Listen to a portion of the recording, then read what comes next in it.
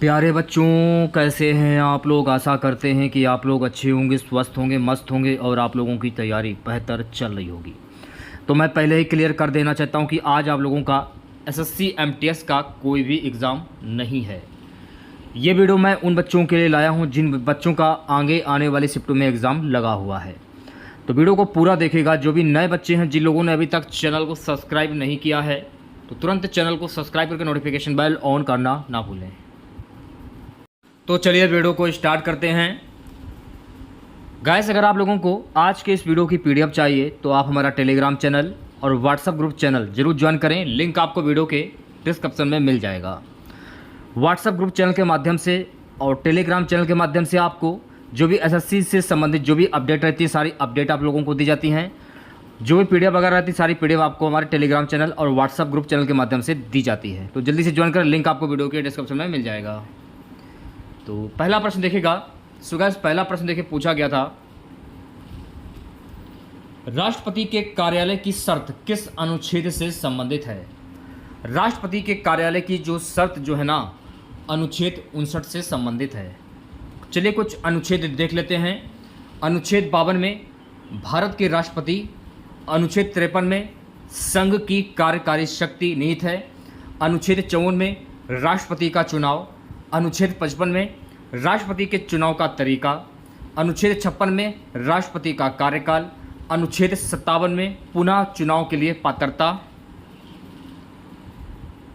अनुच्छेद 58 में राष्ट्रपति के रूप में चुनाव के लिए योग्यता, अनुच्छेद 59 में राष्ट्रपति कार्यालय की शर्तें, अनुच्छेद 60 में राष्ट्रपति द्वारा शपथ या प्रतिज्ञान, अनुच्छेद 61 में राष्ट्रपति पर महाभियोग चलाने की प्रक्रिया, अनुच्छेद 62 में क्या निहित है, राष्ट्रपति कार्यालय में रिक्त को भरने के लिए चुनाव कराने का समय, अनुच्छेद 65 में क्या निहित है, उपराष्ट्रपति का राष्ट्रपति के रूप में कार्य करना या अपने कार्यों का निर्वहन करना, अनुच्छेद 71 में क्या निहित है, राष्ट्रपति के चुनाव से संबंधित मामले, अनुच्छेद 72 में राष्ट्रपति की शक्तियों को क्षमा आदि प्रदान करने और कुछ मामलों में सजा को निलंबित करने, प्रेषण या हंगामा करने के लिए, अनुच्छेद 74 में राष्ट्रपति की सहायता और सलाह देने के लिए मंत्रिपरिषद, अनुच्छेद 75 में मंत्रियों के लिए अन्य प्रावधान जैसे नियुक्ति, शर्तें, वेतन आदि, अनुच्छेद 76 में भारत के महान्यायवादी,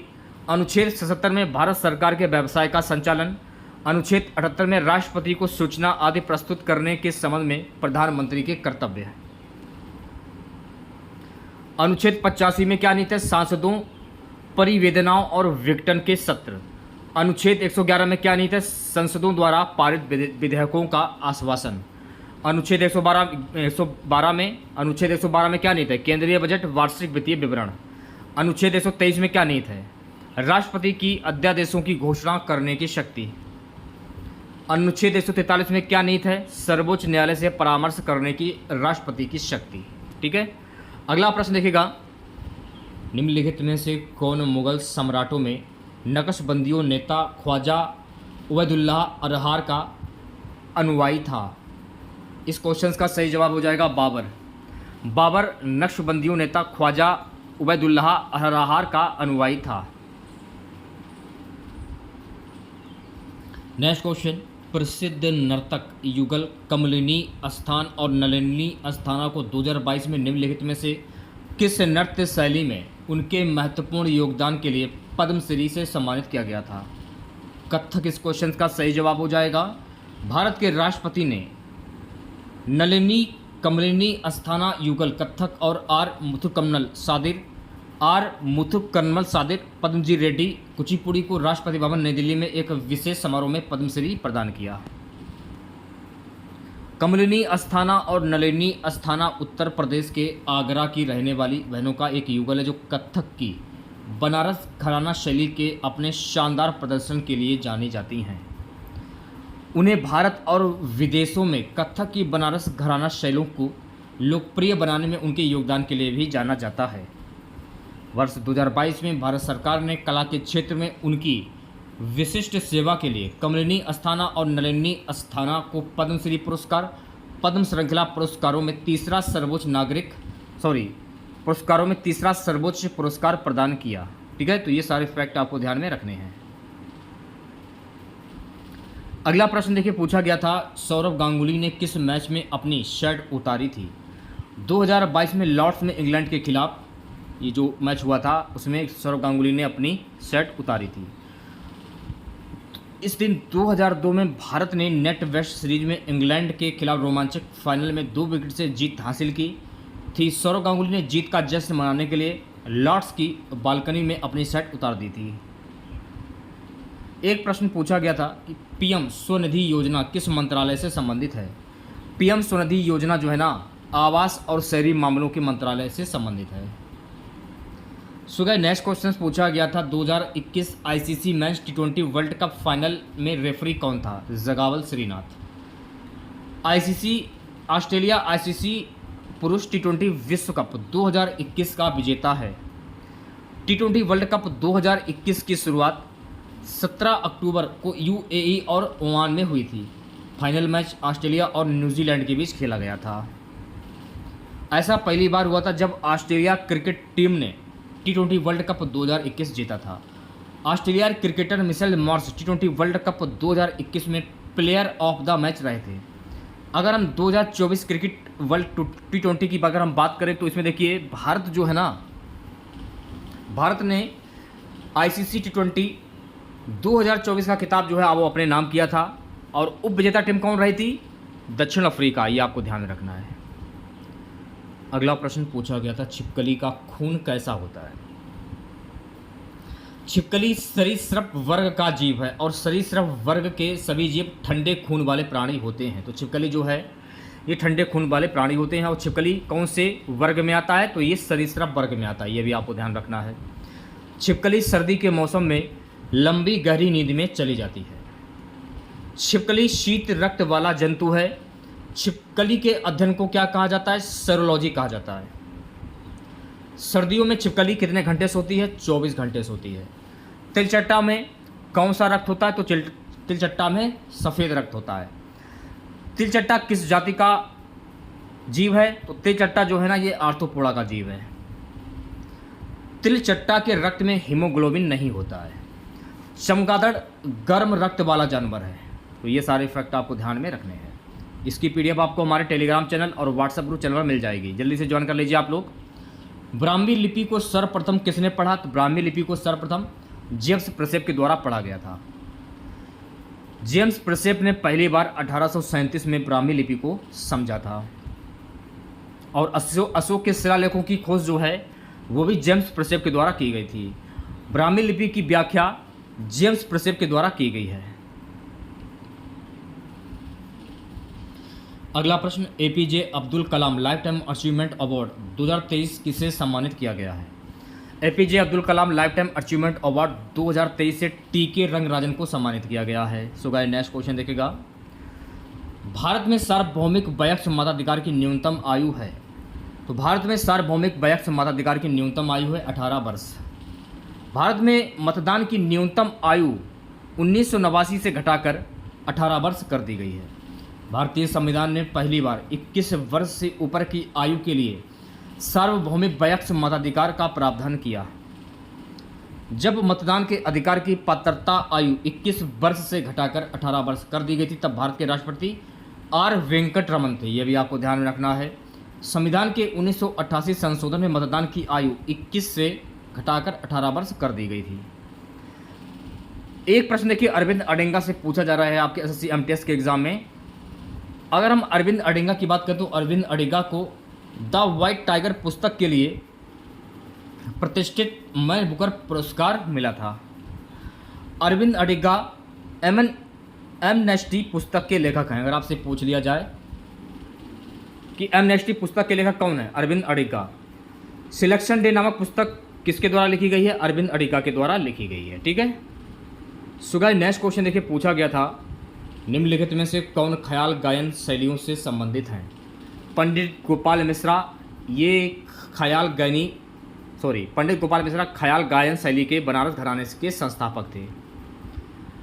ख्याल गायन के लिए प्रसिद्ध इंदौर घराना की स्थापना आमिर खान के द्वारा की गई थी। ख्याल राजस्थान की हिंदुस्तानी लोक नृत्य नाटक रंगमंच है। अगला प्रश्न देखेगा, राजन और साजन मिश्रा किस घराने से संबंधित? तो राजन और साजन जो है ना ये बनारस घराने से संबंधित है। प्रसिद्ध शास्त्रीय गायक पंडित राजेंद्र मिश्रा का निधन कब हुआ है? 25 अप्रैल 2021 को इनका निधन हो गया है। वे हिंदुस्तानी संगीत के किरबंदी थे और बनारस घराने से संबंधित थे। पंडित राजेंद्र मिश्रा अपने बड़े भाई साजन मिश्रा के साथ भारत में ख्याल गायकी के सबसे बड़े प्रतिपादक थे। दोनों भाई संगीत नाटक अकादमी पुरस्कार और गंधर्व राष्ट्रीय पुरस्कार सहित कई सम्मानों के संयुक्त प्राप्तकर्ता रहे हैं। अगला प्रश्न, घोड़े मोड़नी नृत्य से संबंधित एक लोक नृत्य कौन सा है? घोड़े मोड़नी नृत्य गोवा से संबंधित एक लोक नृत्य है। खुल्लम लोक नृत्य ये किस राज्य से संबंधित है? तो खुल्लम लोक नृत्य जो है ना, ये मिजोरम राज्य से संबंधित है। उमट आट गुर्ग में किया जाने वाला ये एक लोक नृत्य है। शास्त्रीय नृत्य शैली बिहू नृत्य से प्रभावित है। रासेश्वर सैकिया ये बाल बयान का संबंध शास्त्रीय नृत्य से है। कथक एक नृत्य रूप है जो कला में हिंदू और मुस्लिम प्रतिभा को एक अद्वितीय संश्लेषक का प्रतिनिधित्व करता है। ये आपको सारे फैक्टर ध्यान में रखने हैं। अगला प्रश्न पूछा गया था, हार्नबिल फेस्टिवल किस राज्य में मनाया जाता है? तो मेरे प्यारे साथियों, हार्नबिल फेस्टिवल जो है ना, ये नागालैंड में मनाया जाता है। सबसे पहले हम बात करेंगे अरुणाचल प्रदेश की। तो अरुणाचल प्रदेश के लोक नृत्य कौन कौन से हैं? पहला तो है कि बोरी बूट हुआ, माइको, द्री पोगुट, लोसार, मोनप्पा उत्सव, ये हो गया आपके अरुणाचल प्रदेश के लोक नृत्य। अगर हम बात करें असम के, तो असम के लोक नृत्य कौन कौन से हैं? अम्बुबाची, भोगली बिहू, वैशागु, देहिंग पटकाई। मिजोरम, चापचर कुट महोत्सव, ये मिजोरम का लोक नृत्य है। नागालैंड की अगर बात करें तो नागालैंड का हार्नबिल फेस्टिवल और सुतकिने सेकरनी, थोड़ा सा पढ़ने में कठिन है शब्द ये। मेघालय के जो प्रमुख त्यौहार हैं, नोक्रेम त्यौहार, खासी त्यौहार और बांग्ला। मणिपुर के योशांग पुराक चाबुंगकुटी। त्रिपुरा के खारची पूजा। ये जो मुख्य त्यौहार जो मैंने आपको बताए हैं, इन्हें बार देख लीजिएगा आप लोग, ठीक है। चलिए बढ़ते हैं नेक्स्ट क्वेश्चन की ओर। वीदर फोर्ट का आकार कैसा है? सम, चतुर्भुज और आयताकार। वीदर किला भारत के किस राज्य में स्थित है? तो वीदर का किला जो है भारत के कर्नाटक राज्य में स्थित है। अगला प्रश्न देखेगा, the substance and the shadow किसकी आत्मकथा है? तो ये दिलीप कुमार की आत्मकथा है। The substance and the shadow दिग्गज अभिनेता यूसुफ खान की आत्मकथा, जिन्हें दिलीप कुमार के नाम से जाना जाता है। तो ये दिलीप कुमार का नाम क्या था? यूसुफ खान। ये पुस्तक लेखक और पूर्व पत्रकार उदय तारा नायक द्वारा लिखी गई है, जो उनके संबंधों, विवाह और फिल्मों के उतार चढ़ाव को चिन्हित करती है। अभिनेता ने 1944 में रिलीज हुई ज्वार भाटा के साथ फिल्मों में प्रवेश किया। 6 दशकों के करियर में उन्होंने 60 से अधिक फिल्में की, जिनमें मेला, नया दौर, आन, देवदास, मधुमती और मुगल ए आजम शामिल हैं। उन्हें 1994 में दादा साहेब फाल्के पुरस्कार मिला था। उन्हें 1998 में पाकिस्तान का सर्वोच्च नागरिक पुरस्कार निशान ए इम्तियाज मिला। उन्होंने एक भारतीय अभिनेता द्वारा सर्वाधिक पुरस्कार जीतने का गिनीज वर्ल्ड रिकॉर्ड भी बनाया है। अगला प्रश्न देखेगा, अनुच्छेद 51A(H) ये किससे संबंधित है? अनुच्छेद 51A(H) संबंधित वैज्ञानिक स्वभाव, मानवतावाद तथा जिज्ञासा एवं सुधार की भावना विकसित करना है। ताजमहल का निर्माण किस मुगल सम्राट ने करवाया? तो ताजमहल का निर्माण शाहजहां के द्वारा करवाया गया था। ताजमहल परिसर का निर्माण 1632 ईस्वी के आसपास शुरू हुआ था। आगरा में ताजमहल का निर्माण 1653 ईस्वी में पूर्ण हो गया था। ये भी आपको ध्यान रखना है। शाहजहां ने मुमताज महल की याद में ताजमहल का निर्माण करवाया था। ताजमहल का निर्माण 1632 ईस्वी में शुरू हुआ था और 1648 ईस्वी के अंत में पूरा हुआ था। ताजमहल का वास्तुकार उस्ताद ईसा था। कौन था? उस्ताद ईसा। ये आगरा उत्तर प्रदेश में यमुना नदी के दाहिनी किनारे पर स्थित है। ताजमहल के मुख्य वास्तुकार कौन थे? उस्ताद अहमद लाहौरी। मुगल सम्राट शाहजहां ने आगरा में शीश महल का भी निर्माण करवाया था। शाहजहां का असली नाम क्या था? खुर्रम। तो ये सारे फैक्ट आपको ध्यान में रखने हैं। अगला क्वेश्चन, प्राचीन काल में रेशम मार्ग शब्द का अर्थ किससे है? चीन से अन्य देशों में रेशमी वस्त्र ले जाने व्यापारियों का यात्रा मार्ग। प्राचीन काल में सिल्क रूट शब्द का अर्थ चीन से अन्य देशों में रेशमी वस्त्र ले जाने वाले व्यापारियों का यात्रा मार्ग से है। What is the full form SHG? इसका फुल फॉर्म होता है सेल्फ हेल्प ग्रुप। ठीक है। एक प्रश्न था कि सेल यानी Steel Authority of India Limited which sectors, SAIL Steel Authority of India Limited किस क्षेत्र से है? शेल एक केंद्रीय सार्वजनिक क्षेत्र का उपक्रम है जो स्टील उत्पादन में कार्यरत है। बिहू उत्सव किस राज्य से संबंधित है? तो मेरे प्यारे साथियों, बिहू उत्सव जो है ना, ये असम से संबंधित है। भारत के असम राज्य में भोगाली बिहू उत्सव मनाया जाता है। नागालैंड में कौन सा उत्सव मनाया जाता है? हार्नबिल।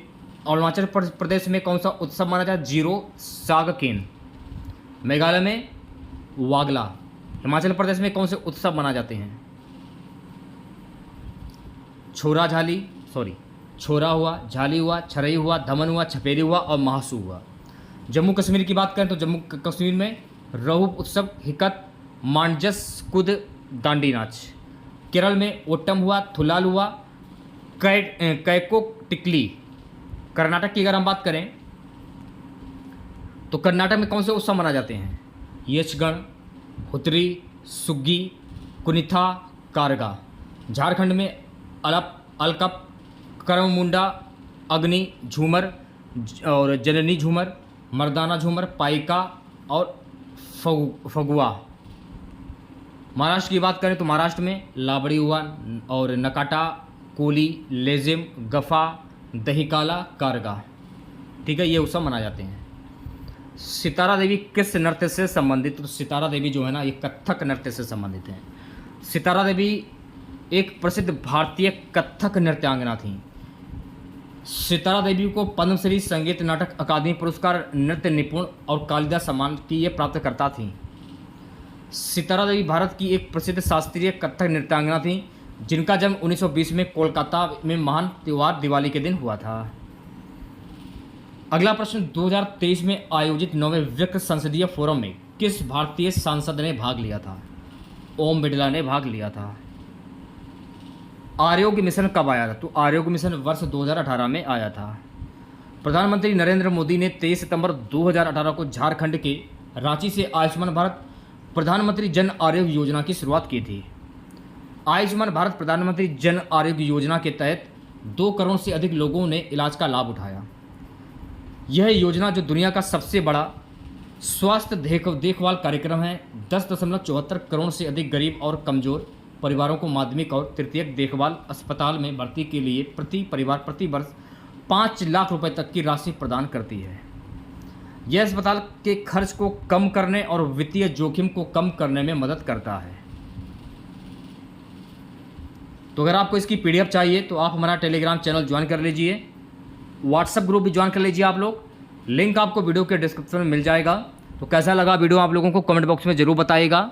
अगर आप लोगों को वीडियो अच्छा लगा हो तो प्लीज़ वीडियो को लाइक और शेयर ज़रूर करें। जो भी हमारे नए बच्चे हैं, जिन लोगों ने अभी तक चैनल को सब्सक्राइब नहीं किया है, तो प्लीज़ चैनल को जरूर सब्सक्राइब करें और नोटिफिकेशन बेल ऑन करना ना भूलें। मिलते हैं नेक्स्ट वीडियो के साथ। जय हिंद, जय भारत।